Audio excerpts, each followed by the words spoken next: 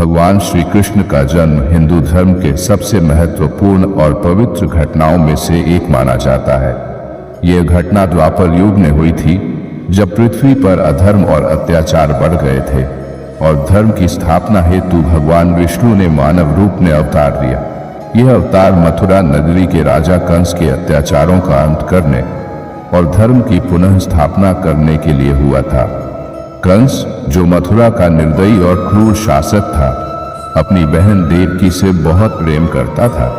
देवकी का विवाह वसुदेव के साथ हुआ, लेकिन एक दिन कंस को एक आकाशवाणी सुनाई दी जिसमें कहा गया कि देव का 8वां पुत्र उसकी मृत्यु का कारण बनेगा। इस भविष्यवाणी ने कंस को भयभीत कर दिया और उसने तुरंत ही अपनी बहन और उसके पति को कारागार में डाल दिया। कंस ने यह सुनिश्चित करने का प्रयास किया कि देवकी के किसी भी संतान का जन्म न हो, और यदि जन्म हो भी तो उसे तुरंत मार दिया जाए। देवकी और वसुदेव के पहले 6 पुत्रों को कंस ने निर्दयतापूर्वक मार डाला।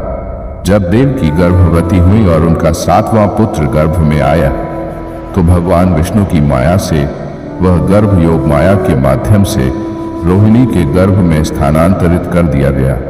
यह पुत्र बलराम कहलाए और उन्होंने कृष्ण के बड़े भाई के रूप में जन्म लिया। फिर देवकी के गर्भ से 8वें पुत्र के रूप में स्वयं भगवान विष्णु ने जन्म लिया। यह वह समय था जब आधी रात को घना अंधकार छाया हुआ था। जेल के पहरेदार गहरी नींद में थे और पूरे मथुरा में शांति और स्थिरता का वातावरण था। उस समय एक दिव्य प्रकाश जेल के अंदर प्रकट हुआ और भगवान विष्णु ने अपने वास्तविक स्वरूप में देवकी और वसुदेव के सामने प्रकट होकर कहा, मैं तुम्हारे पुत्र के रूप में जन्म ले रहा हूँ। तुम दोनों ने अपने पिछले जन्मों में कई कठोर तपस्या की थी, जिसके फलस्वरूप मैं आज तुम्हारे घर जन्म ले रहा हूँ। भगवान विष्णु ने वसुदेव को आदेश दिया कि वह नवजात कृष्ण को गोकुल में नंद बाबा और यशोदा के घर ले जाए और बदले में यशोदा की नवजात कन्या को मथुरा वापस ले आए। वसुदेव ने भगवान की आज्ञा का पालन करते हुए कृष्ण को एक टोकरी में रखा और जेल के सभी द्वार स्वतः खुल गए।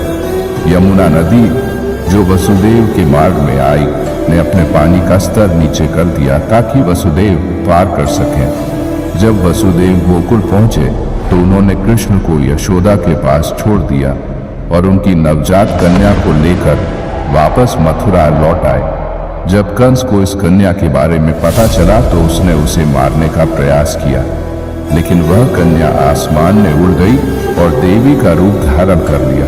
देवी ने कंस को चेतावनी दी कि उसका विनाश निश्चित है और जिसने उसे मारने के लिए जन्म लिया है वह सुरक्षित है और सही समय पर उसे मारने आएगा। कृष्ण ने गोकुल में अपने बचपन के दिनों में अनेक अद्भुत लीलाएं की। उन्होंने पंखा उठाने वाले राक्षसों और दैत्य असुरों को हराया, गोवर्धन पर्वत को अपनी छोटी अंगुली पर उठाया और नंद बाबा और यशोदा के साथ मिलकर गोकुल वासियों को कई बार अपने दिव्य कार्यों से आश्चर्यचकित किया। कृष्ण की लीलाओं और साहसिक कारनामों के बाद उन्होंने मथुरा लौटकर कंस का वध किया। इस प्रकार भगवान कृष्ण का जन्म हुआ, जो बाद में कंस के अत्याचारों का अंत करने और धर्म की स्थापना के लिए जाने गए। उनका जीवन लीला और चमत्कारों से भरा हुआ था और वे हमेशा भक्तों के दिलों में अमर रहेंगे। श्री कृष्ण का जन्मदिन जन्माष्टमी के रूप में धूमधाम से मनाया जाता है, जो लोगों के जीवन में उनके प्रति भक्ति और श्रद्धा का प्रतीक है।